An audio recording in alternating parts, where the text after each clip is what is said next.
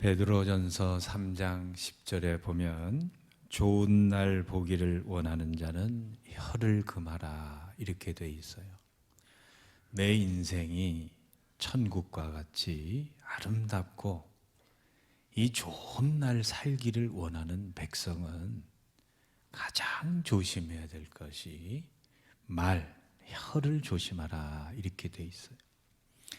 예수님께서도 이 산상수훈에서 이 세 번째 복에서 말씀하실 때 온유한 자는 복이 있나니 땅을 유업으로 받을 것이라. 이 땅을 유업으로 받는다는 것은 눈에 보이는 부동산이 많아진다는 게 아니에요. 여기서 의미하는 땅은 약속의 땅, 가나안, 그러니까 천국을 의미하는 것입니다. 천국을 누리고 소유하기를 원하면 온유해야 되는데, 이 온유는 이 들짐승 또 사나운 그러한 야생마를 잘 길들여서 이 길들여진 상태가 바로 온유예요. 그래서 온유는 통제 능력입니다. 그래서 사람이 천국의 인생, 천국과 같이 좋은 삶을 살려면 통제 능력이 있어야 돼요.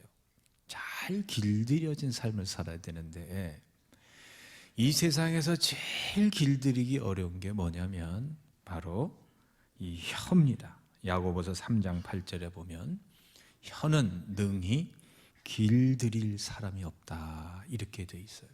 그래서 이 혀를 잘 길들이지 못하면 천국은 먼 인생이에요. 머나먼 얘기예요. 그래서 이 하나님께서 이 성경의 창세기부터 요한계시록까지 이 말의 이 중요성, 이 말의 절제에 대해서 아주 여러 군데에서 이 강력하게 강조하고 계신데, 그 이유가 뭐냐? 몇 가지만 좀 살펴보면, 첫째, 이 말에는 권세가 있는데 이 사람을 죽이고 살리는 권세가 말에 있어요. 잠언 18장 21절에 보면 이렇게 기록되어 있죠. 죽고 사는 것이 어디에 달려 있다고요? 혀의 힘에 달려있다.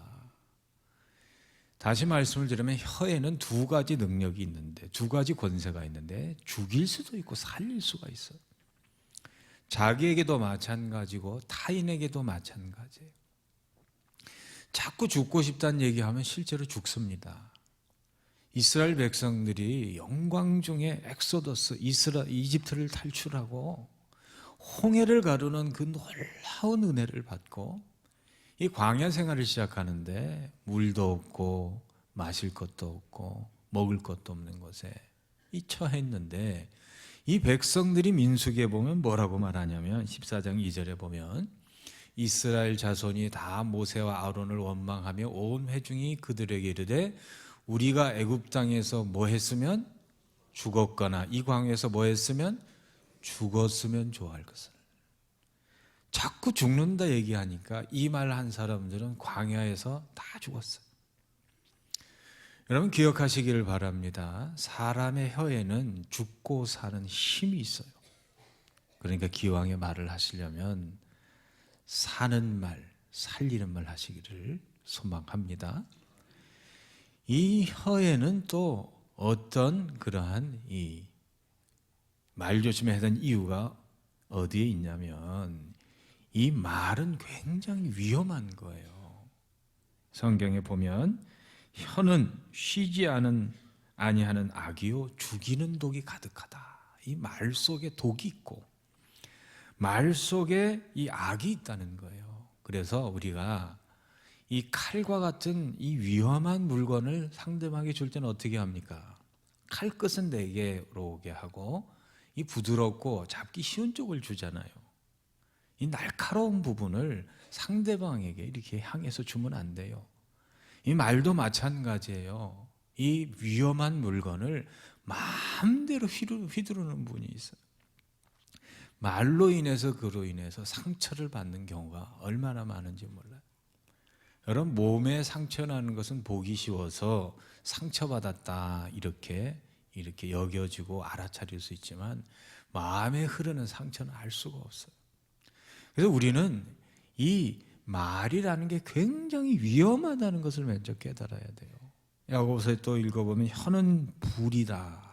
불의 세계라. 혀는 우리 지체 중에서 온 몸을 더럽히고 삶의 수레바퀴를 불살이나니 그 사르는 것이 지옥불에서 나느니라. 이 말이 불 같다는 거예요. 가정을 태우고 교회를 태우고 온 나라를 잿더미로 만드는 게 그게 불이라는 거예요. 혀라는 거예요. 말이라는 거예요. 그러니까 우리는 한마디 말을 할 때 불을 다루듯이, 칼을 다루듯이, 우리 군에서 훈련 받을 때 다른 훈련은 조금 설렁설렁해도 뭐 좀 넘어가 주지만 이 아주 이 군기가 바짝 들고 조금의 이 실수도 용납 못하는 그런 훈련이 뭐냐면 이 사격 훈련이에요. 사격 훈련. 총 잡는 훈련인데 이 총을 이렇게 잡을 때는 엄청난 군기와 이 강한 통제로 다스려요. 왜냐하면 사람이 죽고 사는 거니까. 성경에서 말하는 혀가 그렇다는 거예요. 그러니까 혀를 우리가 말을 할 때는 정말 위험한 것을 내가 이 다루고 있다는 인식 속에 살아야 할 줄로 믿습니다. 부주의한 말 한마디가 싸움의 불씨가 돼요. 아무 생각 없이 그냥 얘기한 게 싸움의 이 불쏘시개 역할을 한다는 거예요. 잔인한 말 한마디가 삶을 파괴합니다. 말처럼 잔인한 게 없어요. 한마디 말로 인해서 인생이 갈기갈기 찢겨지고 산산조각이 날 수 있다는 것을 성도는 인지해야 되는 거예요. 쓰디쓴 말 한마디가 증오의 씨를 뿌려요. 좋은 말이 얼마든지 있는데 그 아프고 쓰디쓴 말을 해서 평생 원수지고 사는 관계가 얼마나 많은지 몰라요. 무례한 말 한마디가 사랑의 불을 끕니다. 다윗이 그 안에 공주 미갈을 얼마나 사랑했어요. 자신의 왕권을 회복한 이후에 가장 먼저 한 일이 뺏겼던 조강지처를 찾아오는 일이었어요. 그런데 다윗 성으로 하나님의 법궤가 들어오니까 너무너무 기쁘고 즐거우니까 춤을 추는데 요즘 얘기를 하면 막춤을 막 친 거예요. 그러니까 이 왕이 저런 춤을 추냐 그러면서 왕이 남편이 들어오니까 무례한 말, 무시하는 말, 그런 말을 했는데 그 말 한마디로 사랑의 불이 싹 꺼져버린 거예요. 여러분, 무례한 말, 무시하는 말, 이게요 사랑의 불씨를 끄는 거예요. 왜 우리가 말조심을 해야 되는가? 여러분, 이 말은 인생의 방향을 결정해요. 야고보서에 보면 야고보서 3장 4절 5절 우리 같이 한번 읽어보겠습니다. 또 배를 보라. 그렇게 크고 광풍에 밀려가는 것들을 지극히 작은 키로서 사공의 뜻대로 운행하나니 이와 같이 혀도 작은 지체로 돼 큰 것을 자랑하도다. 보라 얼마나 작은 불이 얼마나 많은 나무를 태우니. 여러분, 배가 아무리 커도요, 유조선 보세요. 얼마나 큽니까? 엔진도요 집 한 채만 해요. 그런데 그 유조선 그 큰 배의 방향을 결정하는 건 엔진이 아니에요. 자그마한 키가, 뒤에 달린 키가, 움직이는 키가 방향을 결정한다는 거예요. 키를 잘못 돌리면 암초에 부딪혀서 배가 침몰할 수 있어요. 인생도 마찬가지예요. 내가 아무리 엔진이 좋아도, 내 가정이 아무리 재물이 많고 지위가 있고 권세가 있어도요, 그 집의 말이 이 가정의 행불행을 결정해요. 아무리 엔진이 좋아도, 아무리 인생이 그러한 가진 것이 있어도 그 말의 방향이 불행 쪽으로 향하면 불행한 인생 산다는 거예요. 평생 먹고 마시고 쓸 것을 쌓아놓고도 아무 부족한 것이 없음에도 불구하고 그 말이 항상 불행 쪽으로 방향이 지니까 인생이 불행해지더라. 한번 따라해 주시겠습니까? 내 말은 내 운명입니다. 인간의 팔자와 운명은요, 말 따라가는 거예요. 말 따라. 그러니까 성도는, 거듭난 성도는 그 안에 성령이 계신 그러한 이 사람은 이 말이 바뀌게 돼 있어요. 언어가 바뀌게 돼 있어요. 그러므로 인생 가운데 말 실수하지 않고 사는 것이 가장 큰 축복인 줄로 믿습니다. 제가 알려드릴게요. 말 실수 안 하고 사는 법 한번 따라해 보세요.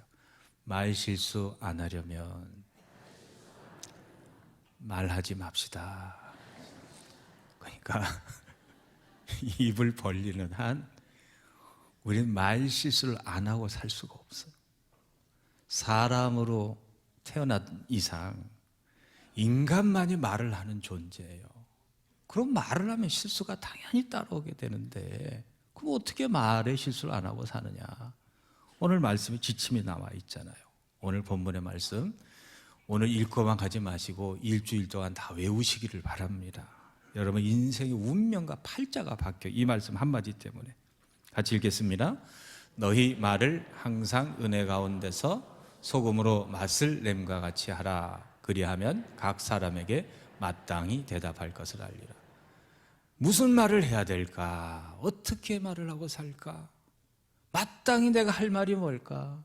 고민되거든. 어떻게 하면 되냐? 첫째, 여러분 요리할 때 조미료 중에서 넣어도 되고 안 넣어도 되는 게 있어요. 뭐 미원이나 설탕이나 후추나 고춧가루나 이것은 기호에 따라 넣을 수도 있고 안 수도 있는데 반드시 넣어야 되는 게 있어요. 요리할 때, 음식할 때. 뭐죠? 소금은 반드시 넣어야 돼. 소금 안 넣으면 못 먹어요. 마찬가지예요. 내 입에 말에 반드시 들어가야 되는 맛이 있어야 되는데 음식에는 무슨 맛이 들어가야 된다고요? 반드시 짠맛이 들어가야 되는 것처럼 내 말에도 맛이 있어야 되는데 그 말에 무슨 맛이 나야 되냐? 은혜의 맛이 나야 될 줄로 믿습니다. 내가 하는 모든 말에 음식인 짠맛이 나듯이 내 말에서는 은혜의 맛이 나야 된다는 거예요. 할렐루야. 내 말에서 은혜의 맛이 나기 시작할 때 인생이 바뀌어요. 자녀가 바뀌고 가정이 바뀌고 교회가 바뀌고 나도 바뀌어요. 여러분 내가 은혜의 말을 하게 될 때 누가 제일 먼저 들을까요? 내 말을 가장 가까이 듣는 사람이 누구냐면 나예요. 내가 가장 말을 가까이서 정확하게 듣기 때문에 내가 하는 모든 말에 항상 무슨 맛을 쳐라? 은혜의 맛, 은혜의 소금을 치시기를 축복합니다. 그러니까 내가 말을 할 때는 항상 잊지 말고 항상 소금을 쳐야 돼요. 말의 소금. 이게 무슨 소금? 함께 하겠습니다. 성도는 항상 모든 말을 할 때 은혜의 소금을 팍팍 칩니다. 은혜의 소금을 치시라. 은혜의 소금을. 할렐루야. 그럼 은혜의 소금이 뭐냐? 은혜의 맛이 무슨 맛이냐 도대체? 사도 바울은 에베소서에서 이렇게 말합니다. 4장 29절 우리 같이 한번 읽어보겠습니다. 무릇 더러운 말은 너희 입 밖에도 내지 말고 오직 덕을 세우는 데 소용되는 대로 선한 말을 하여 듣는 자들에게 은혜를 끼치게 하라. 그러니까 내 말에 은혜의 맛이 나려면 은혜의 맛이 아닌 게 있어요. 첫째, 은혜의 맛이 아닌 것은 더러운 말이에요. 더러운 말. 이 더럽다는 것은 뭐 밖에서 놀아서 흙이 묻고 뭐 오물이 묻고 이런 더러움이 아니고 이 더럽다에 해당하는 사프로스라는 헬라어는 썩었다 그런 뜻이에요. 부패됐다 그런 뜻이에요. 오염됐다 그런 뜻이에요. 그러니까 이 썩은 말을 하지 말라는 거예요. 사람에게 자꾸 썩은 말, 이 썩은 말이 뭐냐면 사람을 죽이는 말이에요. 사람을 부패하게 하는 말, 기를 죽이고 인생을 병들게 하는 말이에요. 그래서 우리나라 말에 정말 하지 말아야 될 말이 있는데 이 썩을 놈아, 이 옌병할 놈아, 이 다 죽으란 소리예요. 이 빌어먹을 놈아. 죄송합니다. 여러분에게 하는 말 절대 아니에요. 이런 말 하지 말라는 거예요. 그래서 은혜의 맛이 없는 그러한 이 은혜가 이 아닌 말이 더러운 말, 썩은 말 그런 뜻이에요. 그러면 은혜의 말은 뭐냐? 말씀해 보면 세우는 말이 은혜의 맛이 들어간 말이에요. 여러분, 은혜의 말은요, 세우는 말이에요. 살리는 말이에요. 다 죽어가는 인생도 그 말 한마디로 다시 일어날 힘과 소망과 위로와 그런 것들을 받아들이는 그 마음이, 그 말이 바로 세우는 말. 이 세운다는 것은 건축한다잖아요. 그 말을 통해서 한 사람이 세워지고, 가정이 세워지고, 교회가 세워지고, 나라가 세워지고, 온 세상이 세워지는 말. 그래서 위대한 지도자는요, 한 민족을 살리는 위대한 세우는 말을 하는 사람이에요. 그리고 이 디모데후서 2장 17절 우리 같이 한번 읽어보겠습니다. 그들의 말은 악성 종양이 퍼져나감과 같은데 그 중에 후메네와 빌레도가 있느니라. 그러니까 세우는 말, 살리는 말 하면 좋은데 때때로 우리는 악성 종양을 일으키는 말을 한다. 여러분, 암이 왜 생긴지 아세요? 말 때문에 생기는 경우가 많아요. 그 말 한마디 때문에 그 인생이 다 이 피의 흐름이 막히고 신경이 막히고 감정이 막히고 다 막혀가지고 이 암덩어리가 같은 말을 해도 악성 종양을 일으키는 그러한 은혜가 아닌 저주의 말 하지 마시고 은혜의 말 하기를 소망합니다. 자, 은혜의 말은 무슨 말이라고요? 첫째가 세우는 말, 두 번째는 선한 말이에요. 선한 말, 착한 말. 착한 말 하시기를 바랍니다. 그럼 뭐가 착한 말이냐? 잠언 16장 24절에 보면 같이 읽겠습니다.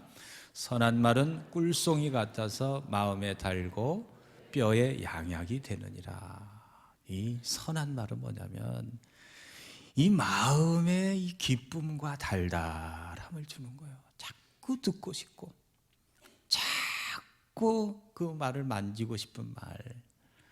그러면 이 선한 말이 뭐냐? 고치는 말, 치유하는 말, 뼈가 단단하게 해주는 말이란 말이죠. 그러니까 내 입술을 벌려서 말을 할 때는 이 말이 치료가 되는 착한 말인가 아닌가 하는 것을 소금을 쳐서 말을 해야 되는 거예요. 그렇게 말씀하시기를 바랍니다.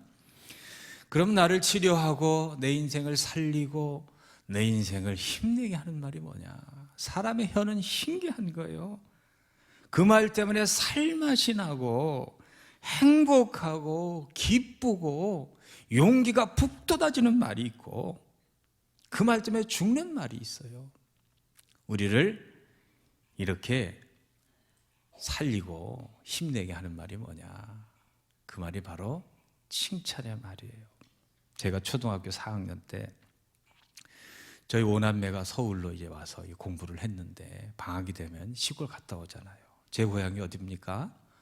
묵호 바닷가잖아요. 그러니까 개학이 되니까 담임 선생님이 방학 때 이렇게 있었던 일 얘기해봐라 그러는 거예요. 그러니까 뭐 누가 얘기를 안 하니까 담임 선생님이 광선이 나와서 얘기해봐 그러는 거예요. 그래서 제가 갑자기 저를 시키니까 당황해가지고 바닷가에서는 수영하고 바닷가에서는 모래성 쌓고 그러니까 담임 선생님이 갑자기 역정을 내시면서 이놈아 그럼 바닷가에서 수영하고 모래성 뭐하고 노냐 들어가 그러는 거예요. 그때 이후로 제가 얼마나 소심했는지 나는 말주변이 없고 어디 가서 말을 하면 떨려서 말을 못하는 거예요. 제가 말 잘해요 못해요? 그런데 고등학교 때 제 친한 친구니까 얼마나 수다를 떨겠어요. 막 얘기를 하는데 그 친구가 그래요. 야 광선아 넌 어떻게 그렇게 말을 조리 있고 재미있고 앞뒤가 꼭꼭 들어맞게 말을 하냐. 나는 너처럼 말 좀 잘하고 싶다. 저는 귀를 의심했어요. 정말 진짜야 진짜. 내 친구의 그 칭찬의 말 한마디가요 저의 소심병을 싹 고쳐줬어요. 이게 칭찬이 가지고 있는 위대한 힘입니다. 잠언 27장 21절에 보면 같이 읽어보실까요? 도가니로 은을, 풀무로 금을, 칭찬으로 사람을 단련하느니라. 그러면 쇠가 강철이 되려면요, 불에 넣었다가 자꾸 때려야 돼요. 도가니에 넣었다 때리고, 도가니에 풀무불에 넣었다가. 사람도요, 어렸을 때부터 칭찬을 받고 크고 격려를 받고 크면요, 단단해져요. 단단한 사람이 돼가지고 웬만큼 때려가지고는 꿈쩍도 안 해요. 시련과 고난을 이기는 그 단단함이 어디서 나오느냐? 부모의 진심 어린 칭찬 속에, 격려 속에 자란 아이들은 단단하게 자란다는 거예요. 그런데 얼굴도 예쁘고 능력도 있고 아무 부족한 것이 없어도 칭찬을 못 받고 자란 아이들은요, 어디를 가서 일을 못해요. 조그맣게 시련과 고난의 바람이 불면요, 휘청휘청 다 넘어져 버려요. 우리가 기억할 것은 칭찬은요, 하나님께 영광을 돌리는 행위예요. 한번 따라해 주시겠습니까? 칭찬은 하나님께 영광을 돌리는 행위입니다. 왜냐하면 하나님이 모든 만물을 창조하시고 뭐라고 말씀하셨어요? 보시기에 좋았더라. 하나님이 창조하신 건요, 다 좋은 거예요.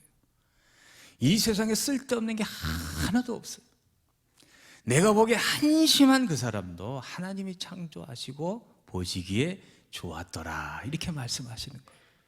그러니까 칭찬하면 하나님이 만드신 좋은 것을 나도 긍정하고 찬양하고 하나님을 인정하는 행위이기 때문에 칭찬은 하나님이 가장 기뻐하시는, 하나님께 영광을 돌리는 행위인 줄로 믿습니다. 그러니까 성도는 항상 말을 할 때 무슨 소금을 쳐야 돼요? 칭찬의 소금을 쳐야 돼요. 칭찬의 소금. 어떻게 하면 칭찬할까? 그래서 세계적인 어와 나라는 이 청소년, 이 아이들을 잘 키워내는 이 기관에서는 이 칭찬의 10가지 능력에 대해서 말씀한 거 있어요. 여러분 칭찬하고 사실 거죠? 그 아멘이 별로 없으니까 넘어가겠습니다. 10가지 보면. 칭찬하며 사실 겁니까? 여러분 칭찬의 능력이 어떤 능력이 있냐면요, 첫째, 칭찬은 행복을 10배로 키워지는 능력이 있어요. 내가 지금 일이라는 행복을 가지고 있는데 칭찬을 해주면요, 그 행복이 펑펑퀴가 돼가지고 10배 행복하다는 거예요. 칭찬은 모든 상처를 낫게 해주는 만병통치약이에요. 아무리 병들고 가슴에 상처가 그렇게 돼서 살맛이 안 나도 따뜻한 격려와 칭찬 한마디가요, 그 상처를 치유해요. 그 아픈 가슴을 낫게 해요. 심지어 암도 녹여냅니다. 할렐루야. 칭찬은 보이지 않아도 영혼에까지 스며들어요. 여러분 사람이 잘 되려면요, 영혼이 잘 돼요. 그래야 범사에 잘 되고 강건한데, 영혼에까지 스며드는 그러한 좋은 약이 뭐냐? 이게 칭찬이에요. 칭찬은 보낸 대로 돌아오는 메아리예요. 여러분 내가 칭찬하면 그 칭찬이 저쪽으로 가다 다 나에게로 다시 돌아올 줄로 믿으시기를 바랍니다. 칭찬은 굳은 얼굴에 웃음을 꽃피우는 정원사다 그랬어요. 딱딱하게 굳은 얼굴도 아부아첨이 아닌 진심의 칭찬을 하면요, 얼굴이 얼마나 밝아지는지 몰라요. 칭찬은 기쁨의 갈증을 해소시켜주는 생수라 그랬어요.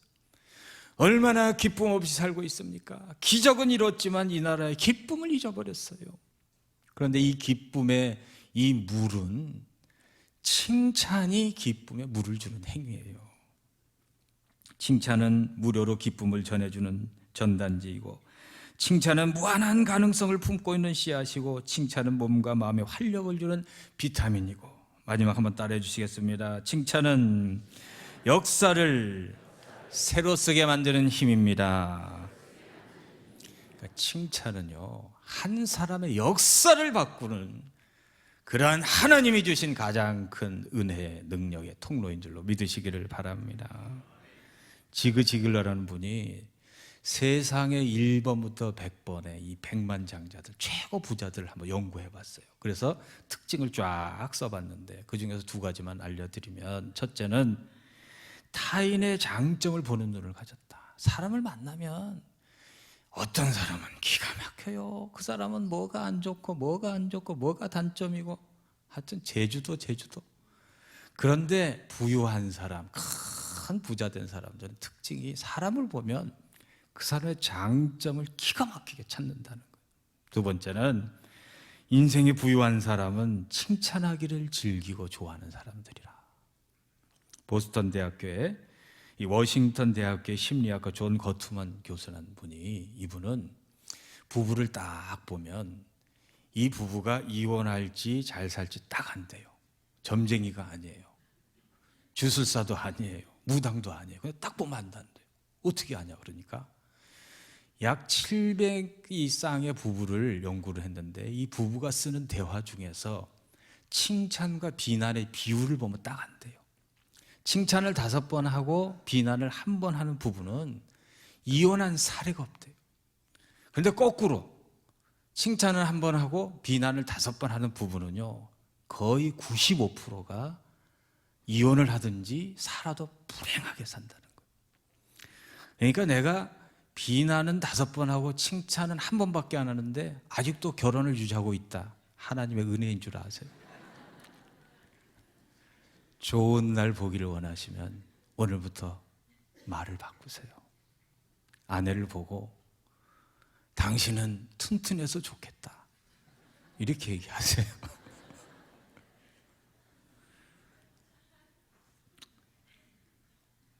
은혜의 맛은 칭찬의 맛이에요. 은혜의 맛은 칭찬할 때 맛이 나는 거예요. 두 번째는 은혜의 맛은 감사하는 말이에요. 감사하는 말. 여러분 말에 감사를 항상 이 감사의 소금을 쳐서 말하시기를 바랍니다. 어느 나라나 가봐도 감사라는 언어, 감사 랭귀지가 발달한 나라는요, 하나같이 잘 살고 하나같이 부유하고 하나같이 행복해요. 근데 감사 언어의 빈도가 빈약하고 감사를 잊어버린 그런 나라는요, 얼마나 불행하고 가난한지 몰라요. 그래서 하나님은 이 내 말에 은혜의 맛이 나야 되는데 그건 감사가 들어가야 은혜의 맛이 난다는 거예요. 그래서 에베소서 5장 4절 우리 같이 읽어보겠습니다. 누추함과 어리석은 말이나 희롱의 말이 마땅치 아니하니 오히려 감사하는 말을 하라. 여러분, 매튜 헨리라는 영국의 아주 이 신실한 목사님은 이런 말씀을 하셨어요. 감사의 말을 하는 인생은 플러스 인생이고 원망 불평하는 인생은 마이너스 인생이다.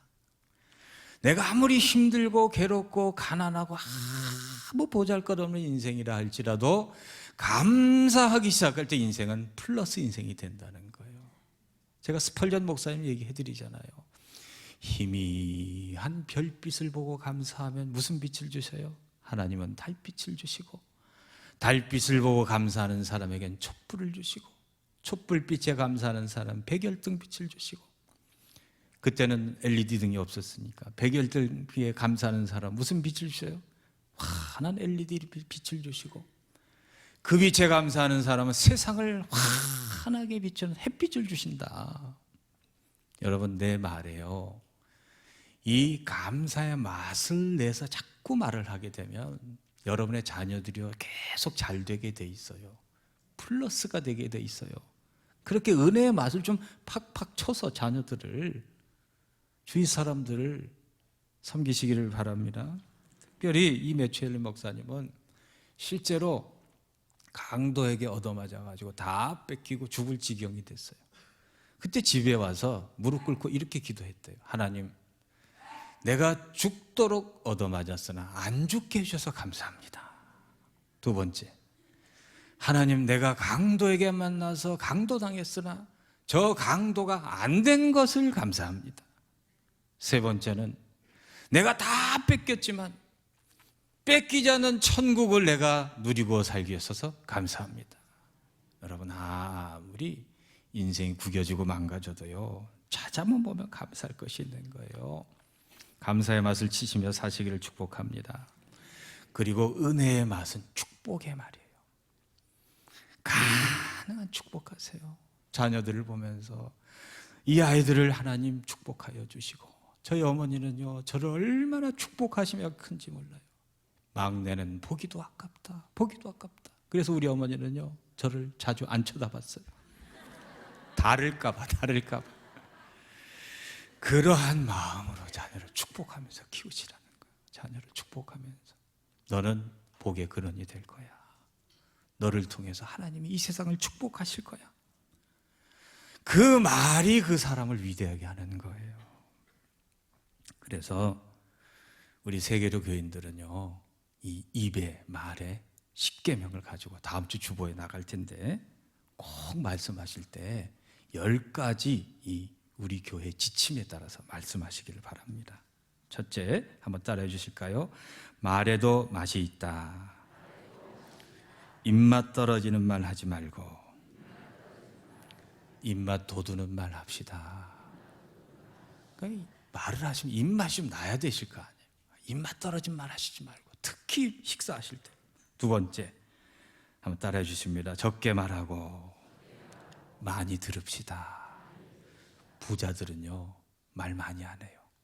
그래야 넉넉한 인생 살아요. 세 번째, 말을 독점하지 말고 상대방에게도 기회를 줍시다. 여러분, 대화는 일방통행이 아니고 쌍방통행이에요. 만나면 자기 할 말만 실컷 하고 말만 하려고 그러면 바빠서 갈게요 그러고 싹 살아요. 얼마나 열받는지 몰라요. 다시는 만나나 봐요. 네 번째, 상대방의 말을 끝까지 들어줍시다. 이 마천세계의 교인들 어디 가서 말씀하실 때 말을 자꾸 잘라 먹지 마세요. 말을 자꾸 가로채면 돈 뺏긴 것보다 더 기분 나쁜 거예요. 인격이에요, 인격. 마천세계의 교인이라면 어디 가서 남의 말 잘라 먹지 마세요. 그 도둑질입니다. 다섯 번째, 죽는 소리 하지 맙시다. 죽는 소리 자꾸 하면 강호동도 못 삽니다. 천하장사도 자꾸 죽는다 못 사는 거예요. 일곱 번째, 뒤에서 험담하는 사람과 가까이 하지 맙시다. 모진 놈 옆에 있다가 벼락 맞는다는 얘기가 있어요. 그러니까 자꾸 험한 소리, 남의 나쁜 소리 하는 그 사람 곁에 자꾸 있다가 덤태기로 벼락 맞는 수가 있단 말이죠. 상대방을 높여서 말합시다. 여러분, 말의 예절은요, 몸으로 하는 예절보다 더 윗자리에 있는 겁니다. 몸으로는 아주 굽신굽신하지만 이 말이 더 예절이 더 윗살이에요. 그래서 말의 예절을 지키시기를 바랍니다. 시간이 많이 가서 이제 따라하지 마세요. 입에서 나오는 말대로 말하는 사람은 경솔한 사람입니다. 가슴에서 우러나온 말을 합시다. 말로 입은 상처는 평생 갑니다. 말에는 지우개가 없으니 조심해서 말합시다. 교만, 거만은 적을 만드는 언어입니다. 자신을 낮춰서 겸손하게 말합시다. 기도하겠습니다. 하나님, 부족한 종, 존귀한 성도님들에게 주의 말씀을 증거했습니다. 잘 박힌 못처럼 심령에 새겨져서 어디를 가든지 은혜의 맛이 나는 언어로 세상을 고치고 세상에 기쁨의 물을 주는 복된 성도들 다 되게 하여 주옵소서. 예수 그리스도 이름으로 기도합니다.